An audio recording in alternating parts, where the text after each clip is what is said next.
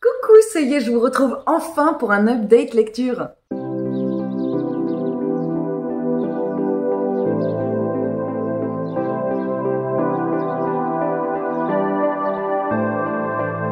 Alors aujourd'hui, je vais vous présenter un recueil de nouvelles, 3 romans et un petit manga. C'est pas des très grosses lectures et ça fait un an que je les ai effectuées, donc j'espère que je vais me souvenir de tout. Je vais commencer par la lecture graphique. J'ai lu le premier tome de La Petite Faiseuse de Livres de Miyakazuki Suzuka et Yoshina chez Shonen. C'est le premier tome, du coup, c'était vraiment la découverte de cet univers. On va suivre une petite fille, en fait, enfin une jeune femme, mais très rapidement, la jeune femme va décéder et va se retrouver réincarnée dans le corps d'une petite fille qui est malade. Et on en sait très peu sur la jeune femme qui est décédée, on sait juste qu'elle adorait les livres. Je crois même qu'elle était bibliothèque. Il y a marqué bibliovore. Et donc, du coup, elle se retrouve dans ce corps de cette petite fille qui est toute chétive et qui est malade, qui ne sait pas lire et qui vit a priori dans un monde qui a l'air très médiéval et qui, du coup, elle n'a accès à rien, elle n'a pas accès aux livres, elle n'a pas accès à du papier. Et elle se fatigue très très vite, donc ça va être vraiment la quête de cette petite fille. J'ai adoré ce premier tome que j'ai trouvé hyper sympa de par cet état d'esprit que la jeune femme a à se retrouver dans ce monde complètement en arrière au niveau de l'avancée, des avancées techniques.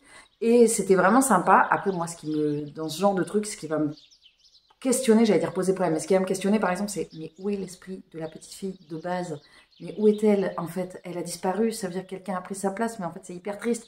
Donc bon, j'essaie de me laisser porter. J'ai commencé le tome 2, que j'ai été interrompue parce que j'ai eu une période un peu musclée, dirons-nous, au niveau de l'emploi du temps, mais je reprendrai la lecture de ce manga avec grand plaisir. Ensuite, je vais vous montrer les lectures un petit peu comme elles viennent, parce qu'il n'y a pas de mauvaise lecture, il n'y a pas de coup de cœur, mais il n'y a pas de mauvaise lecture. C'est des lectures plutôt sympas. J'ai lu Un grain de magie, un recueil de nouvelles de C. Garcia, illustré par El Ournac, qui chez Corde de Lune Édition. Ce livre m'a été offert en service presse par la maison d'édition. De toute façon, je mettrai la petite vignette. Alors avant, c'était obligatoire, mais ça faisait déjà un moment que je mettais que c'était des services presse, mais il faut que je vois exactement quel est l'intitulé du macaron à mettre. C'est un recueil de nouvelles qui, à chaque fois, est ponctué par une illustration, qui est accompagnée par une illustration. Alors, l'illustration, c'est ce qui m'a peut-être le moins touchée, parce que je suis un peu exigeante au niveau de l'illustration. Ça, c'était le petit bémol de ce recueil. Après, c'est un recueil de nouvelles fantastiques que j'ai beaucoup aimé. Il y en a certaines où je me suis souvent surprise, en fait, à lire et à me dire, mais à sourire. J'ai dit à lire. Je me suis retrouvée à sourire, à me dire, ouais, mais c'est pas mal du tout, quoi. C'est de bonne qualité et tout ça. Ce qui paraît un petit peu présomptueux de ma part, mais comme c'est une petite maison d'édition, je savais pas. J'ai tiqué sur 2 nouvelles, mais ce sont des raisons très, très personnelles. L'une parce qu'elle parlait d'un personnage que je n'aime pas du tout, et l'autre parce qu'elle avait une connotation portée sur la fesse qui ne me correspond pas du tout. J'aime pas du tout les lectures qui vont dans ce sens-là, mais en dehors de ça, c'était super bien, c'était bien fait. Il y avait des nouvelles plus ou moins longues, il y en a qui m'ont plus ou moins touchée. Après, je vous garantis pas que je me souvienne de tout, mais ce dont je me souviens surtout, c'est de m'être dit, c'est vraiment pas mal. Et je pense que si jamais je suis amenée à retravailler avec cette maison d'édition, j'irai me tourner vers un autre ouvrage de cette autrice, parce que j'ai beaucoup apprécié sa plume. J'ai lu également 5 amis au soleil de Emma Sternberg chez France Loisirs Poche, pardon. C'est un livre qui m'avait été offert, c'est pas ça que je voulais dire. Et donc du coup, on va suivre ici une jeune femme qui s'appelle Lynn et qui vit en Allemagne. Et elle travaille dans la société elle est dans une agence de voyage avec son mari. Alors je sais plus s'ils sont mariés, mais son conjoint, dirons-nous. Et en fait, elle rentre un beau jour du travail et son mari est en train de la tromper allègrement. Et donc, elle a un espèce de choc psychologique hyper violent, parce que c'est hyper violent de découvrir sa moitié dans cette position atroce. Donc, elle arrive et elle sait pas comment réagir. Son mari s'en va et à ce moment-là, quelqu'un débarque et lui dit « Vous avez hérité de votre grande-tante américaine, Dorothy, d'une maison dans les Hamptons. » Donc, en fait, elle est tellement mal de par ce qu'elle vient de vivre qu'elle décide de plier bagages et de partir aux États-Unis. où elle va se retrouver à découvrir cette maison, découvrir cette tante qu'elle ne connaissait pas, cette grande tante qu'elle ne connaissait pas. Elle va avoir là-bas, elle va découvrir que là-bas, dans la maison de sa tante, il y a des habitants avec lesquels elle va lier connaissance. Donc il y a plein de choses qui vont venir, se mettre en place et des nouvelles découvertes pour elle. En plus, elle se retrouve dans un pays où elle y est allée qu'une seule fois quand elle était petite. Et c'était une lecture qui était plutôt sympa. C'est une lecture que j'ai effectuée en lecture commune avec Clairette Miranda. Et c'est une lecture que j'ai bien aimée parce que ça se lit hyper facilement. Il n'y a pas de grande... je me suis pas dit « Oh là là, mais je l'avais pas vu venir ». Alors, il y a une petite intrigue. Il y a une petite intrigue autour d'un personnage que sa grande-tante a rencontré qui est plutôt sympa, qui vient un peu pimenter le truc. Mais bon, j'avais vu un peu les trucs venir. Mais c'est une lecture qui était plutôt agréable parce que c'est pas dans le malsain, parce que c'est pas non plus... ça se laisse lire facilement, en fait. C'est une lecture détente. Pour moi, c'est typiquement le genre de lecture que on peut effectuer en ayant un peu le cerveau pris. C'est pas grave parce que y a pas non plus... on n'est pas obligé d'être à 1000% pendant la lecture. Je sais pas si j'aurai l'occasion de recroiser cette autrice, mais en tout cas, c'était plutôt sympa. Je l'avais fait rentrer dans la catégorie feel good. Et pour moi, c'est un peu la vision que j'en ai du feel good. Un petit peu, ça ressemble un peu au téléfilm d'M6 de l'après-midi avec elle vit un drame et elle change de vie et elle revient dans la ville. Ça fait un peu téléfilm de Noël. Elle quitte tout et elle retourne dans la ville de son enfance. Bon là, c'est pas la ville de son enfance, mais vous voyez l'ambiance avec elle redécouvre la vie à travers les rencontres, quoi. J'ai lu ensuite Indian Creek de Pete Fromm, livre chez Gallmeister, édition Totem. C'est un livre que j'avais acheté l'été dernier dans une petite librairie dans les Pyrénées. Et j'avais envie d'un truc un peu de nature writing. D'ailleurs, c'est dans le cadre du Printemps des livres. C'était le livre Nature Writing. Et j'avais surtout envie de découvrir la plume de Pete Fromm, dont j'avais beaucoup entendu parler. Donc, je me suis lancée. Et d'ailleurs, en fait, la couve dit tout. Et je m'attendais pas du tout à ce que ça soit ce que ça allait être. En fait, je m'attendais à rien. Je savais que c'était tourné autour de la nature, mais je savais pas vraiment ce que c'était. Il s'agit en fait du récit autobiographique de Pete Fromm, qui est parti pendant plusieurs mois, 6 mois je crois, même plus que, je crois que c'est 6 mois ou 10 mois, qui est bref, un certain nombre de mois assez conséquent, pendant l'hiver, et qui est parti vivre près d'un banc de saumon, où il fallait qu'il surveille l'éclosion, enfin pas l'éclosion, mais qu'il surveille une portée d'œufs pour éviter qu'ils se fassent dévorer par différents prédateurs, ou qu'ils gèlent, ou bref, de les protéger des différents agresseurs potentiels qui viennent de la nature. Et donc, Pete Fromm il nous explique comment il se retrouve à faire ce choix, et on va le suivre vraiment pendant ces longs mois d'hiver. Et c'était une lecture hyper sympa. Le seul petit bémol, c'est que ça faisait un petit peu redondant avec la lecture du Mur invisible de Marlène Haushofer que j'ai lu il y a peu de temps. Et donc, j'aurais préféré les espacer un peu plus, mais je ne m'attendais pas à ce que ce soit si similaire. Mais sauf que là, c'est réel. Et à la fin du récit, il y a une postface qui explique un petit peu la suite de Pete Fromm. Il revient un petit peu avec recul sur comment il en a été amené à écrire ce bouquin, et non pas à vivre cette expérience comme on le découvre à travers le livre. Et cette fois-ci, vraiment, qu'est-ce qu'il a amené à écrire, à raconter son histoire. Et ça, c'était super sympa, j'ai beaucoup aimé. J'ai beaucoup aimé la plume de Pete Fromm qui romance, mais sans non plus en faire des caisses. On est quand même sur quelque chose d'assez factuel de ce qu'il a pu vivre. Et c'est pas mal. Alors, c'est marrant parce que dans ce récit, Pete Fromm, on est très tourné autour d'un régime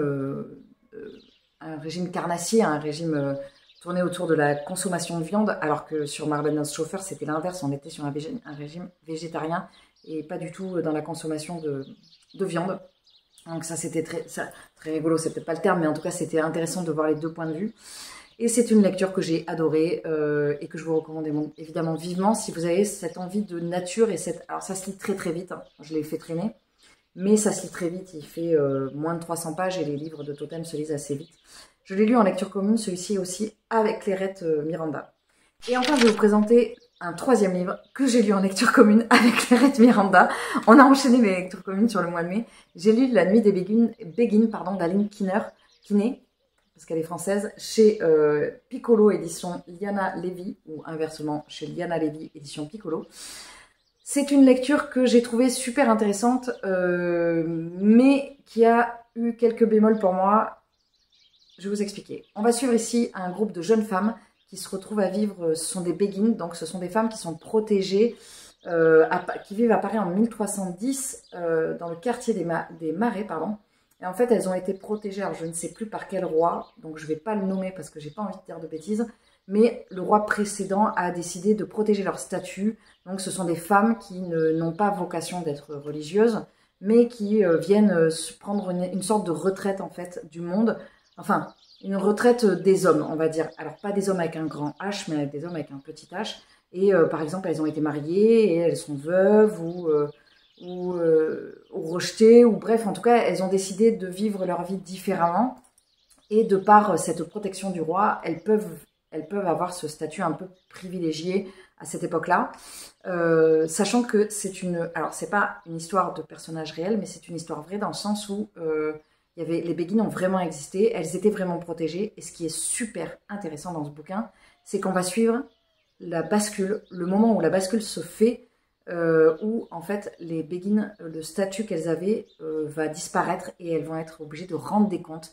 Et il va y avoir petit à petit la religion qui va prendre de plus en plus de place et qui va reprendre le pouvoir sur ces femmes et qui va donc leur demander des comptes et supprimer cette liberté qu'elles pouvaient avoir. Et après, voilà, on sait tout ce qui a pu se passer avec les chasses aux sorcières. Et c'est vraiment le début on sent que ça commence à se sentir pas bon pour les femmes à ce moment-là.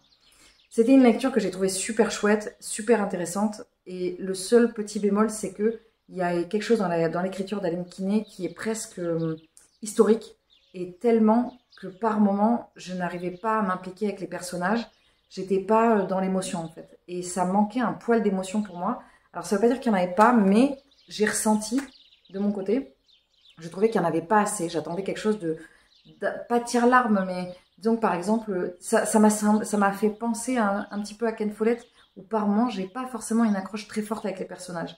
C'est pas du tout, par exemple, j'ai lu Philippa Gregory il y a pas longtemps, avec Clairette Miranda, La Dernière Reine, où là on était vraiment beaucoup dans l'émotion et dans le pathos avec les personnages, voilà, c'était très romancé. Là ça me manquait un chouïa de ça, et ce manque a fait que des fois je passais un peu à côté de la lecture. C'est quand même une écriture avec un langage assez soutenu. Aline Kinney, elle est passionnée d'histoire, elle est auteure de 3 romans, rédactrice en chef des hors-séries du magazine Science et Avenir, et il me semblait qu'elle avait un parcours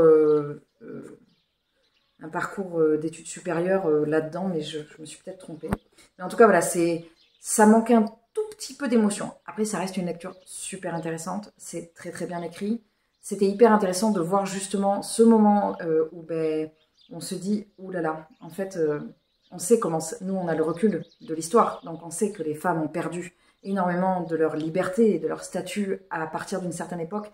Et on voit vraiment le truc arriver, et on le sentait clair, on était là genre, ça commence à pas sentir bon, ça va pas le faire, ça va pas le faire. Et puis voilà, je vous spoil rien, je vous dis pas, voilà, je vous spoil toute l'histoire. Non, non, c'est l'histoire avec un grand H pour le coup.